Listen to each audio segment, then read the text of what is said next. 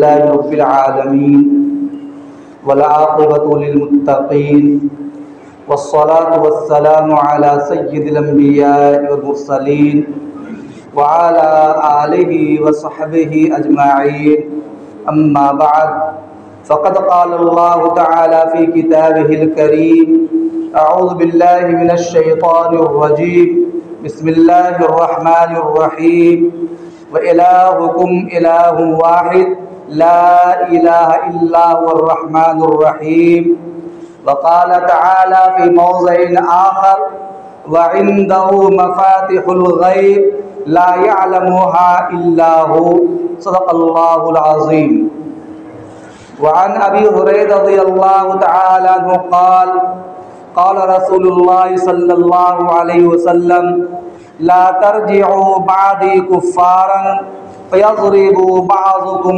رقاب بعض رواه البخاري او كما قال عليه الصلاة والسلام۔ توحید کی امانت سینوں میں ہے ہمارے، آسان نہیں مٹانا نام و نشاں ہمارا۔ باطل سے دبنے والے اے آسمان نہیں ہم، 100 بار کر چکا ہے تو انتہا ہمارا۔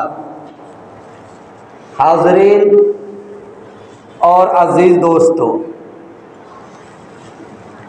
یہ ہمارا پیارا ملک ہندوستان انتہائی درجہ مقدس، مبارک اور پوتر ملک رہا ہے،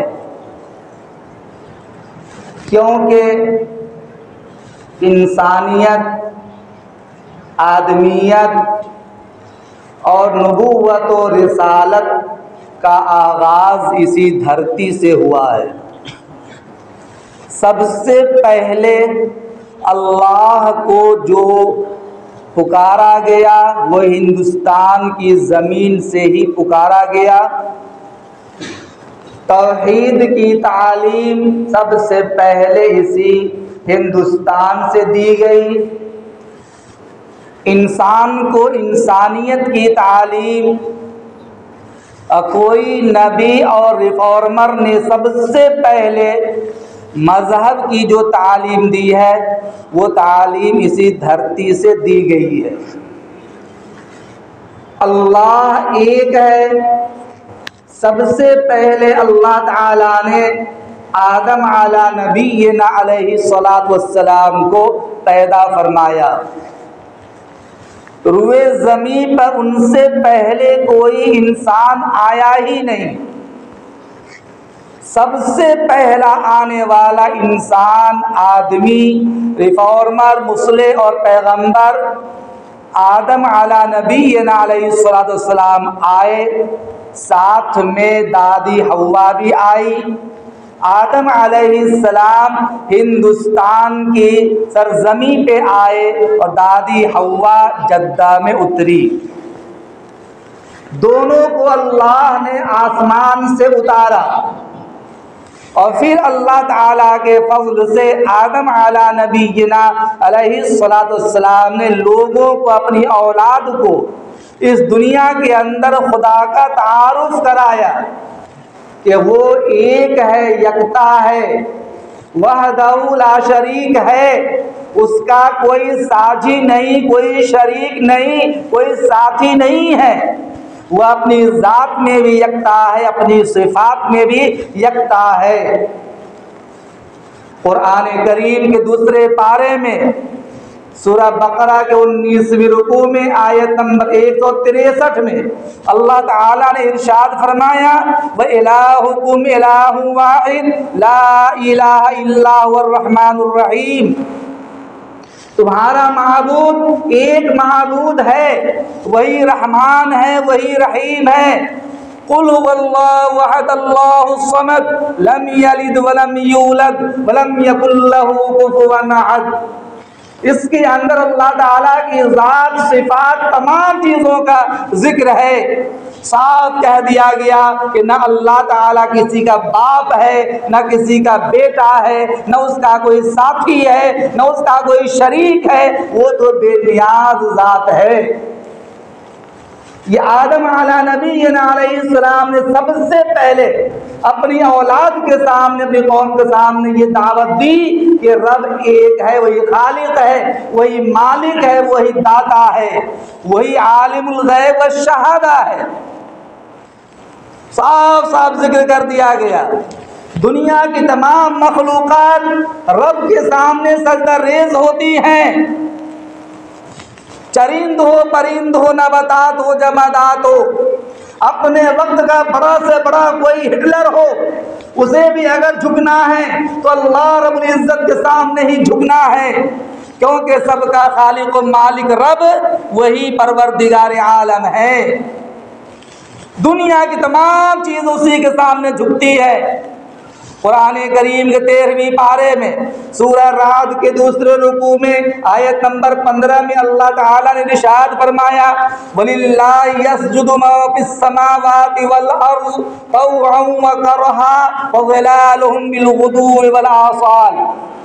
تمام چیزیں جو زمین کے اندر ہیں، تمام چیزیں جو آسمان کے اندر ہیں، وہ تمام کے تمام رب کے سامنے، اللہ کے سامنے سجدہ ریز ہوتی ہیں، اسی کے سامنے اپنی پیشانی کو ٹیکتی ہے، جھکاتی ہے، چاہے وہ مجبوری کی حالت میں ہو، خوشی کی حالت میں ہو۔ صبح میں بھی یہ کام جاری رہتا ہے، شام کو بھی کام جاری رہتا ہے۔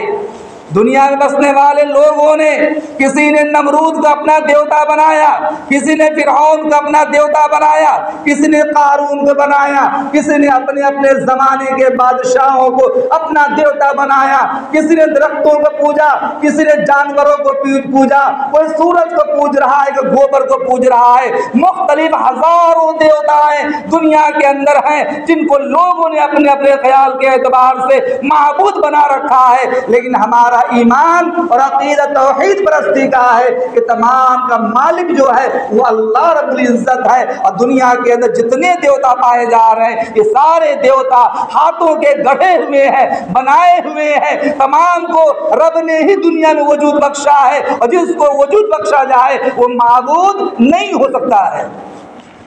جسے بنایا جائے، جس کو پیدا کیا جائے، وہ معبود نہیں ہو سکتا ہے۔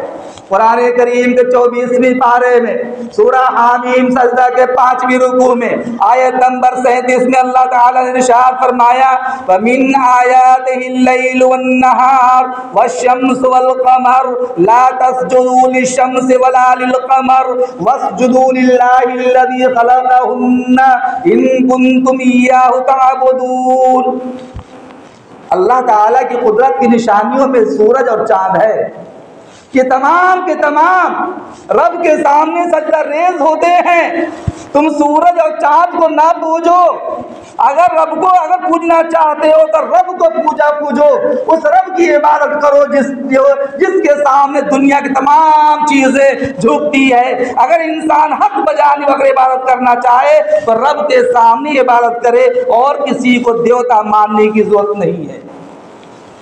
اس وقت ہمارے ہندوستان میں جس طریقہ سے بہت سارے لوگ نئے نئے نبی بن کر نبوت کا دعویٰ کرتے ہیں، ہماری ہی جماعتوں کے اندر پیدا ہوتے ہیں، ویسے ہی بہت سارے پاکھنڈی بابا بھی ہندوستان کی زمین پر پیدا ہو گئے ہیں، جو اپنے آپ کو عالم الغیب کہتے ہیں، جو کہتے ہیں میں بھوشیہ کی چیز کو بتاتا ہوں، آپ کا فیوچر کیا ہے وہ بتا دے گا، آپ کا نام و نسب کیا ہے، کاروبار کیا ہے، آپ کو نفع نقصان پہنچے گا کیا ہوگا، آپ نے ماضی کے اندر پچھلے زمانے میں کون سا کام کیا ہے، آگے کیا کرنا چاہتے ہیں۔ ایسے ایسے نظر بند کھلاڑی شعبدہ باز پاکھنڈی بابا بھی ہندوستان کی زمین میں پیدا ہو گئے ہیں۔ پتہ نہیں کون بابا باگیشور ہے جو اپنے آپ کو کہتا ہے میں لوگوں کی بھوشیہ کو بتاتا ہوں، لوگوں کا فیوچر بتاتا ہوں، لوگوں کے آنے والے دنوں کے حالات بتاتا ہوں، پیچھے انہوں نے کیا کام کیا ہے میں بتاتا ہوں۔ یہ ساری اس کی حرکتیں ہیں، اور ہمارے بھولے بھالے مسلمان بھائی اس کے فندے پھنستے جا رہے ہیں، جہاں غیر مسلم اس کے جال میں پھنستے جا رہے ہیں۔ وہی ہمارے بیچارے وہ لوگ جن کے پاس علم نہیں ہے، نہ قرآن اسلام کا علم ہے، نہ شریعت کا علم ہے، نہ دین کا علم ہے، نہ علماء کے پاس آتے ہیں، نہ خدا پرستی ان کے اندر ہے، نہ حق پرستی ان کے اندر ہے۔ نتیجہ یہ نکلتا جا رہا ہے کہ وہ سب کے سب وہاں پہنچتے ہیں اور ان کے سامنے اپنی باتیں رکھتے ہیں، ان سے راز معلوم کرتے ہیں، یہ کہتے ہیں ہمارا فیوچر بتلاؤ، ہمارا آئندہ کیسا ہونے والا ہے، پیچھا ہمارا کیسا تھا، وہ اس کو بتلاتا ہے، چاہے نظر بند کے کھیل کے انداز میں ہو، جس طرح سے بھی ہو۔ اب اس کو آدمی دیوتا مان رہا ہے، وہ کہتا ہے میں تو چمتکار کرتا ہوں، میں تو لوگوں کی حقیقتیں بتلاتا ہوں۔ میرے دوستو، ایسے ایسے شعبدہ باز دنیا کے اندر بے شمار پیدا ہوتے رہیں گے، اور یہ قیامت کی علامتوں میں سے ہے۔ قیامت کب آئے گی، کس دن آئے گی، قیامت کے وقوع کا منظر کیسا ہوگا، سرکار مدینہ محمد عربی صلی اللہ علیہ وسلم نے اس کی علامتیں بتلائی ہیں۔ قیامت کے آنے سے پہلے پہلے کیا کیا چیزیں وجود میں آ جائے گی، کیسے کیسے حالات آئیں گے، کیا کیا چیزیں دنیا میں رونما ہوں گی، کیسے کیسے زلزلے آئیں گے، کیسے کیسے طوفان وجود میں آئیں گے، اور دنیا کے اندر کس طرح سے تالاب کا پانی خون بن جائے گا، کس طریقہ سے لکھوں تک میدان وہ ہریالہ بن جائے گا، سبزہ اگ آئے گا۔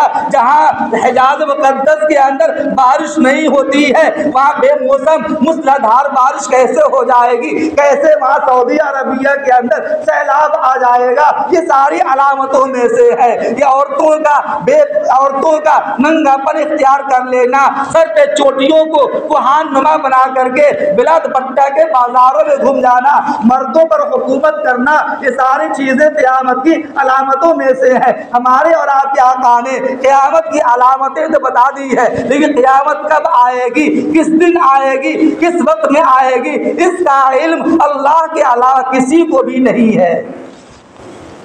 سورہ حشر کے اندر آخری 3 آیتوں میں اللہ تعالیٰ نے اپنی صفات کا ذکر کیا ہے، والذی لا الہ الا ہو، وہی وہ ذات ہے جس کے علاوہ کوئی معبود نہیں، عالم الغیب والشہادہ، غیب کی باتوں کو اور ظاہری باتوں کو جاننے والا وہی رب ہے۔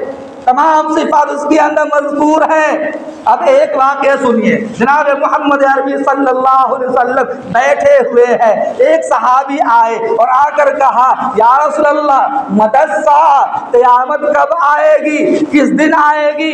نبی کریم صلی اللہ علیہ وسلم نے ارشاد فرمایا 5 چیزیں ایسی ہیں، 5 چیزیں ایسی ہیں جن کا علم اللہ کے علاوہ کسی انسان کو حاصل نہیں ہے، بجز یہ کہ اللہ تعالیٰ جس کو علم دے دے، انسان وہی جانتا ہے جس کا علم اللہ نے انسان کو دے دیا ہے۔ جن چیزوں کا علم اللہ نے کسی کو نہیں دیا وہ انسان نہیں جانتا ہے، نبی بھی نہیں جانتا، ولی بھی نہیں جانتا، قطب بھی نہیں جانتا، غوث بھی نہیں جانتا، پیر بھی نہیں جانتا، مفتی بھی نہیں جانتا، کیونکہ اس کا علم اللہ تعالیٰ نے اپنے پاس رکھا ہے۔ چنانچہ حدیث شریف میں یہ صاف واضح کر دیا گیا 5 چیزیں ایسی ہیں جن کا علم صرف اور صرف اللہ کو ہے، اللہ کے علاوہ نبی کو بھی نہیں ہے، نبی کو بھی نہیں ہے۔ قرآن کریم کے 21ویں پارے میں سورہ لقمان کے 4تھے رکوع میں آیت نمبر 34 میں اللہ تعالیٰ نے خود اس کا ذکر کیا ہے، خود اس کا ذکر کیا ہے، ان اللہ عنده علم الساعہ، اللہ تعالیٰ کو ہی قیامت کا علم حاصل ہے۔ قیامت کب آئے گی اس کا علم اللہ کو ہے، نبی کو بھی اس کا علم نہیں ہے۔ ان اللہ عنده علم الساعہ وینزل الغیث، بارش کب آئے گی، کس مقدار میں آئے گی، کم ہوگی زیادہ ہوگی، کس طرح آئے گی، اس کی حقیقت اللہ کے علاوہ کسی کو بھی معلوم نہیں ہے۔ وَيَعْلَمُ مَا فِي الْأَرْحَامِ، عورت کی رحمدانی میں نطفہ ڈلتا ہے، حمل ٹھہرتا ہے، جیسے عورت پریگنٹ ہوتی ہے، اس نطفہ سے نطفہ ڈلتے ہی اس سے بچہ پیدا ہوگا، بچی پیدا ہوگی، کیا پیدا ہونا ہے اس کا علم اللہ تعالیٰ کو ہے، اللہ کے علاوہ کسی کو بھی معلوم نہیں ہے۔ چاہے دنیا والے الٹرا ساؤنڈ کے ذریعے سے، مشین کے ذریعے سے بعد میں پتہ لگا لیتے ہو یہ بچہ یا بچی ہے، ایک بچہ یا 2 بچہ ہے، اس کا علم بعد میں ہوتا ہے، جب جان پڑتا مرنے کے بعد میں، لیکن جیسے مادہ منویہ منی کا نطفہ رحمدانی میں جاتا ہے، اس نطفے کے ذریعے سے بچہ پیدا ہوگا، بچی پیدا ہوگی، اس کا علم اللہ کے علاوہ کسی کو بھی معلوم نہیں ہے۔ پتہ چلا کہ قیامت کا علم اللہ کے علاوہ کسی کو نہیں، بارش کب ہوگی، کتنی ہوگی، کہاں نہیں ہوگی، اس کا علم اللہ کے علاوہ کسی کو بھی نہیں ہے۔ رحمدانی کے اندر جانے والا نطفہ، اس سے بچہ پیدا ہوگا یا بچی پیدا ہوگی، اس کا علم اللہ کے علاوہ اور کسی کو بھی نہیں ہے۔ وَمَا تَدْرِي نَفْسٌ مَاذَا تَكْسِبُ غَدًا، انسان آئندہ کل کیا کرنے والا ہے، اس کا علم اللہ کے علاوہ کسی کو بھی نہیں ہے۔ ہم میں سے ہر آدمی مسجد سے نکل کر باہر جا سکتا ہے یا نہیں جا سکتا ہے، ایک سجدہ کرنے کے بعد دوسرا سجدہ کر سکتا ہے یا نہیں کر سکتا ہے، اس کا علم اللہ تعالیٰ کو ہے۔ یقین سے کوئی نہیں کہہ سکتا کہ نماز کے بعد میں ہر آدمی مسجد سے باہر ہی چلا جا سکتا ہے۔ آئندہ کل کون کہاں جانے والا ہے، آئندہ کل کون کیا کام کرنے والا ہے، آئندہ کل کون کیا کمانے والا ہے، اس کا علم اللہ کے علاوہ کسی انسان کو نہیں ہے، یہاں تک کہ نبی کو بھی اس کا علم نہیں ہے۔ وَمَا تَدْرِي نَفْسٌ بِأَيِّ أَرْضٍ تَمُوتُ، اور پانچویں چیز یہ ہے کہ انسان کی موت کس سرزمین میں ہوگی، اس کا علم بھی انسان کو نہیں ہے۔ آپ دیکھتے ہوں گے گھر سے ایک دلہا کار میں سج دھج کر نکاح کے لیے جاتا ہے، ابھی منڈپ تک پہنچا بھی نہیں ہوتا، اس سے پہلے گاڑی ایکسیڈنٹ کر جاتی ہے، وہ انسان مر جاتا ہے جس کے دلوں میں لاکھوں ارمان دبے ہوئے ہیں کہ شادی ہوگی، یہ ارمان، یہاں جاؤں گا، وہاں جاؤں گا، یہ خوشی مناؤں گا، یہ خوشیاں مناؤں گا، یہ پکنک مناؤں گا، لیکن سارے ارمان دھرے کے دھرے رہ جاتے ہیں، کیونکہ اس کو یہ معلوم نہیں ہے کہ موت کہاں ہونے والی ہے۔ جہاں کا خمیر ہوتا ہے موت وہی اسے لے جا کر پہنچا دیتی ہے۔ سلیمان علیہ السلام کا زمانہ ہے، دربار لگا ہوا ہے، اللہ کے نبی سلیمان علیہ السلام جن کی حکمرانی ہواؤں پر تھی، جن کی حکمرانی انسانوں پر تھی، جن کی حکمرانی چرند پر تھی، جن کی حکمرانی پرند پر تھی، جن کی حکمرانی جناتوں پر تھی، تمام مخلوقات پر اللہ تعالیٰ نے ان کو قوت دے رکھی تھی۔ جب دربار لگا ہوا ہے، ایک انسان وہاں بیٹھا ہوا ہے، ایک اجنبی شخص آتا ہے اور وہ آنے والا اجنبی شخص بار بار اس انسان کو جو دربار سلیمانی بیٹھا ہوا ہے گھور گھور کر دیکھ رہا ہے، تو اچٹتی نگاہوں سے دیکھتا ہے۔ وہ آدمی ڈر گیا کہ آخر یہ اجنبی آدمی کیوں مجھے دیکھ رہا ہے، کیوں مجھے بار بار گھور رہا ہے۔ اس نے سلیمان علیہ السلام سے کہا کہ اے اللہ کے نبی، یہ اجنبی آدمی ہے، اس سے مجھے ڈر لگتا ہے، جان کا خطرہ ہے، آپ مجھے یہاں سے کہیں اور منتقل کر دیجئے تاکہ اس آدمی کے فتنہ سے، شر سے بچ جاؤں، محفوظ ہو جاؤں۔ سلیمان علیہ السلام نے ہوا کو حکم دیا، اے ہوا اپنی دوش پر بیٹھا کر اسے ملک ہندوستان بھیج دو۔ مصر کے اندر دربار لگا ہوا ہے اور کہا ہندوستان بھیج دو۔ سلیمان علیہ السلام کا حکم دینا تھا، ہوا نے اسے اڑایا اور اسے ہندوستان لایا۔ ہندوستان اترنا تھا، پہنچنا تھا کہ وہ اجنبی آدمی جو اللہ کا فرشتہ ہے وہ آتا ہے اور اسی آن کے اندر، اسی لمحے کے اندر اس کی روح کو قبض کر لیتا ہے، روح فنا ہو جاتی ہے، اس کی روح نکل جاتی ہے، وہ انسان مر جاتا ہے۔ اس کے بعد وہ اجنبی آدمی جو فرشتہ تھا پھر لوٹ کر مصر جاتا ہے، سلیمان علیہ السلام کے دربار کے پاس پہنچتا ہے۔ سلیمان علیہ السلام اس اجنبی سے پوچھا، اے اجنبی آدمی، تمہاری وجہ سے ڈر کر ایک آدمی ہندوستان گیا ہے، تم یہاں بیٹھ رہے ہو پھر دوبارہ آ گئے، کیا معاملہ ہے، کیا ماجرا ہے؟ تو اس آدمی نے کہا کہ میں انسان نہیں، میں اللہ کا فرشتہ ہوں، مجھے دراصل اس انسان کو جس کو آپ نے ہندوستان بھیجا ہے روح قبض کرنے کا حکم دیا گیا تھا اور اس کا وقت متعین تھا، دو چند منٹ باقی تھے، میں حیران تھا اس کی روح قبض ہونا ہے ہندوستان کی زمین پر، یہ بیٹھا ہوا ہے مصر کے اندر، کیسے اس کی روح قبض کی جائے گی، کیسے اس کی موت واقع ہوگی، مجھے سمجھ میں نہیں آ رہا تھا۔ اسی درمیان میں اس نے آپ سے کہا اور آپ نے ہوا کے ذریعے اسے ہندوستان پہنچا دیا، لیکن وقت مقرر پہنچا تھا، جس وقت اس کی روح پرواز کرنے والی تھی اس وقت وہ پہنچا اور میں نے روح آسانی سے اس کا قبض کر لیا۔ پتہ چلا انسان کی موت کس سرزمین میں ہونے والی ہے، اس کا علم اللہ تعالیٰ کو ہے۔ جہاں کی موت ہوتی ہے وہاں انسان ہر حال میں پہنچ کر رہتا ہے۔ وما تدری نفس بأي أرض تموت ان اللہ علیم خبیر، بلا شبہ اللہ تعالیٰ خبر رکھنے والا جاننے والا ہے۔ پتہ یہ چلا کہ اللہ تعالیٰ کے علاوہ غیب کی باتوں کو جاننے والا کوئی انسان نہیں ہے۔ اللہ تعالیٰ نبیوں کو بھی غیب کی باتوں کا علم نہیں دیا، ہاں وہی علم دیا ہے جس کا اللہ کو منظور تھا اور نبی کو منظور تھا۔ نبی نے اپنی امت تک وہ چیزیں پہنچا دی ہیں۔ پانچ چیزوں کے بارے میں ہمارے آقا نے بھی فرما دیا کہ اللہ کے علاوہ ان پانچ چیزوں کو کوئی نبی نہیں جانتا، کوئی ولی نہیں جانتا، کوئی انسان نہیں جانتا۔ اب اگر دنیا میں اگر کوئی بھوش کی باتیں بتاتا ہے، ہاتھ کی لکیروں کو دیکھ کر کے بتاتا ہے، چہرے کے نقوش کو دیکھ کر کے فیوچر بتلاتا ہے، وہ ایمان خراب کرنے والا ہے، وہ خدائی دعویٰ کرنے والا ہے۔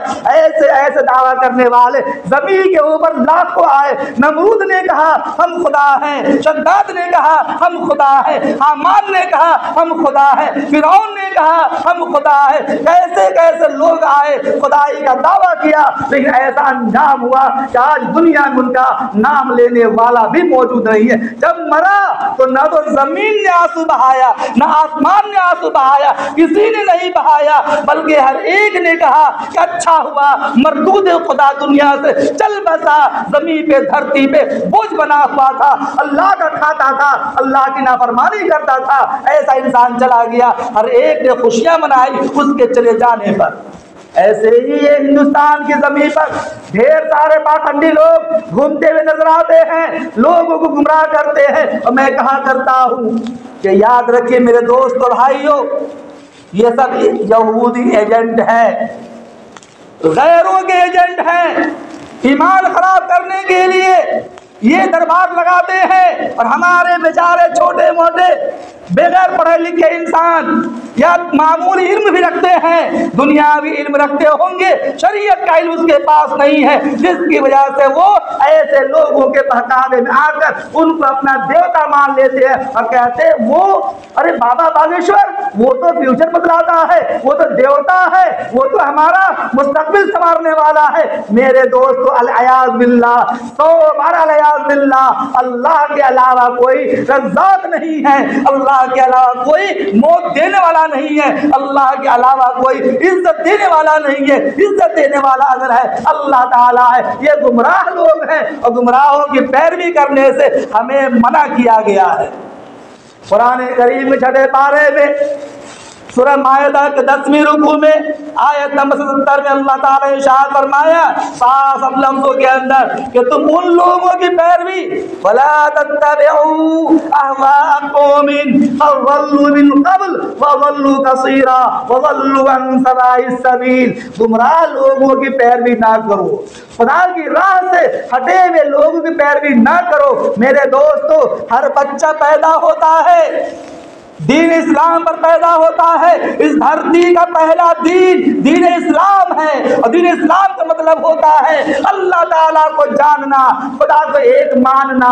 نبی کا دربار لگا ہوا ہے، ابو بکر بھی بیٹھے ہوئے ہیں، عمر فاروق بھی بیٹھے ہوئے ہیں، عثمان غنی بیٹھے ہوئے ہیں، حضرت علی بیٹھے ہوئے ہیں، معاذ بن جبل بیٹھے ہوئے ہیں، بڑے بڑے صحابہ بیٹھے ہوئے ہیں۔ اس مجلس کے اندر ایک دیہاتی شخص آتا ہے اور آ کر عرض کرتا ہے مل ایمان یا رسول اللہ، اللہ کے رسول ایمان کس چیز کو کہتے ہیں؟ تو نبی کریم صلی اللہ علیہ وسلم نے فرمایا الایمان باللہ وکتبہ ورسلہ والملائکتہ وخیرہ وشرہ والبعث بعد الموت۔ یہ کہا کہ اللہ پر ایمان لانا، اس کی کتابوں پر ایمان لانا، اس کے رسول پر ایمان لانا، اللہ کے فرشتوں پر ایمان لانا، خیر اور شر سب اللہ کی طرف سے ہے اس بات پر ایمان لانا، اور مرنے کے بعد دوبارہ اٹھائے جائیں گے اس پر ایمان لانا، یہ ایمان ہے۔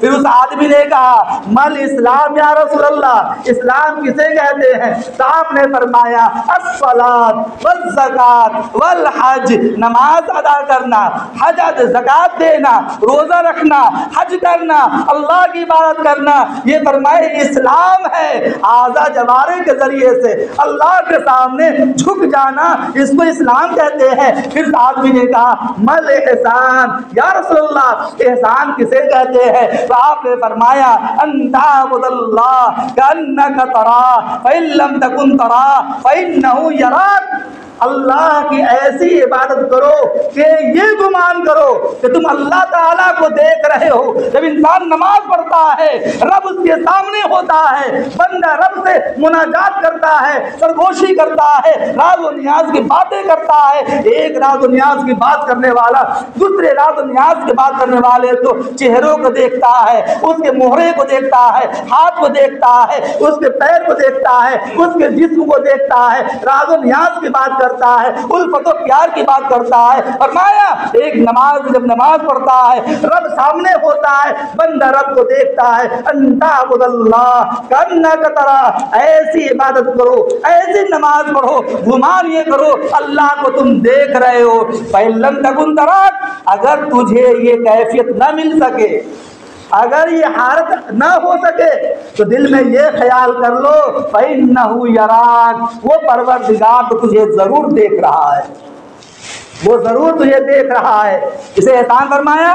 پھر فرمایا فمتی الساعۃ یا رسول اللہ، اللہ کے رسول قیامت کب آئے گی، اس وقت آئے گی؟ تو حضور نے فرمایا اس کا علم اللہ تعالیٰ کو ہے، البتہ اللہ تعالیٰ نے ہمیں اس کی نشانیاں بتلائی ہے، علامتیں بتلائی ہے، اور ان علامتوں میں سے ایک علامت بتلایا آپ نے کہ لونڈی اپنے سردار کو جنم دے گی۔ اس کی تفسیر الگ کی جاتی ہے، لونڈی اپنے سردار کو جنم دے گی، یہ حضور نے فرمایا۔ اور فرمایا حضور نے ننگے پیر چلنے والے، ننگے بدن رکھنے والے لوگ سردار بن جائیں گے۔ جب یہ سمجھ لو کہ ننگے پیر چلنے والے اور ننگے بدن رکھنے والے لوگ سردار بن جائیں، حکمراں بن جائیں، وقت کا وزیر اعظم بن جائیں، تو پھر فرمایا حضور نے اذا اسد الامر الى غیر اہلہ فانتظر الساعہ، جب نااہلوں کے ہاتھ میں حکمرانی آ جائے تو قیامت انتظار کر لینا، سمجھ لینا قیامت آنے ہی والی ہے۔ یہ حضور نے فرمایا ہے۔ یہ جتنے پابندی لوگ دعویٰ کرتے ہیں، ابھی 2 روز پہلے ہریدوار میں رہنے والا جو پہلے پرچون بیچتا تھا، دوائیں بیچتا سائیکل کے بری سی دھارناک کے پر دوائیں بیچتا تھا، ساگ سبزی بیچتا تھا، ٹھیلے پہ لے کر سائیکل پہ لے کر باغ میں جا کر کے یوگی بنا، وہ پتہ نہیں کیا بنا، اور پھر جا کر اس نے پتنجلی قائم کیا، کمپنیوں کا مالک بنا، اور اب جا کر وہ اپنی زبان کو اسلام کے خلاف استعمال کر رہا ہے اور یوں کہتا ہے کہ مسلمان ہونے کا مطلب یہ ہے نماز پڑھ لینا، اس کے بعد جو چاہے کرے، اس کے لیے سب جائز ہے۔ یہ جملہ اس کا اسلام کا مطلب ہے 5 وقت کی نماز پڑھ لینا، اس کے بعد ساری چیزیں جائز ہیں۔ مطلب اس کا یہ تھا کہ مسلمان اس کو کہتے ہیں جو 5 وقت مسجد میں جائے، نماز پڑھ لے، اس کے بعد حلال کھائے یا حرام کھائے، شراب پینا، جوا کھیلنا، زنا کرنا، مرڈر کرنا، عصمت ریزی کرنا، ساری حرکت اس کے لیے جائز ہے۔ اس بیوقوف کو یہ پتہ نہیں ہے کہ نماز وہ ہم عبادت ہے کہ جو نماز پڑھتا ہے، نماز پڑھنے والے کو وہ نماز بے حیائی چیزوں سے، گندے کاموں سے، بری باتوں سے نماز روک دیتی ہے۔ خود قرآن کہتا ہے ان الصلاۃ کانت، ان الصلاۃ تنہی عن الفحشاء والمنکر، بلا شبہ نماز بے حیائی سے، بری باتوں سے روک دیتی ہے۔ جو آدمی نماز پڑھتا ہو پھر بھی وہ گندا کام کرتا ہو، نماز پڑھتا ہو جوا کھیلتا ہو، نماز پڑھتا ہو شراب بھی پیتا ہو، نماز پڑھتا ہو، شریعت کے خلاف کام کرتا ہو، وہ نماز دکھاوا ہے، حقیقت میں نماز نہیں ہے۔ نماز کی حقیقت تو یہ ہے کہ نماز ایسی پڑھی جائے گویا کہ رب کو آپ دیکھ رہے ہیں، اور اگر یہ بھی نہ ہو سکے تو دل میں یہ خیال پیدا ہو جائے کہ وہ رب ہمیں ضرور دیکھ رہا ہے۔ اس لیے میرے دوستو ساتھ اب کہہ دینا چاہتے ہیں، ہمارا عقیدہ یہ ہے اللہ ایک ہے، ہم توحید پرست ہیں، وہ تمام چیزوں کا مالک اللہ تعالیٰ ہے، غیب کی باتوں کا جاننے والا اللہ تعالیٰ ہے۔ ہم کسی شعبہ باز کی بات پر، پاکھنڈیوں کی بات پر ہم عمل نہیں کرتے ہیں، اعتماد نہیں کرتے ہیں، ہمیں تو وہی تعلیم دی گئی ہے اور وہی حاصل کرنا ہے جو ہمیں جناب محمد رسول اللہ صلی اللہ علیہ وسلم نے ہمیں علم دیا ہے، اور علم یہ دیا ہے کہ تمام چیزوں کا مالک اور خالق اللہ تعالیٰ ہے، غیب کی باتوں کو جاننے والا اللہ تعالیٰ ہے۔ اگر کوئی ہمیں غیب کی باتیں بتلاتا ہے وہ نظر بند کا کھیل ہے یا اور کوئی وہ حرب اختیار کرتا ہے، اللہ تعالیٰ ہمیں اور پوری امت مسلمہ کو ایسے پاکھنڈیوں کے فتنوں سے اور فتنہ پردازوں کے فتنوں سے اللہ محفوظ رکھے اور سچا پکا مومن بن کر زندگی گزارنے کی توفیق عنایت فرمائے۔ وما توفیق الا باللہ۔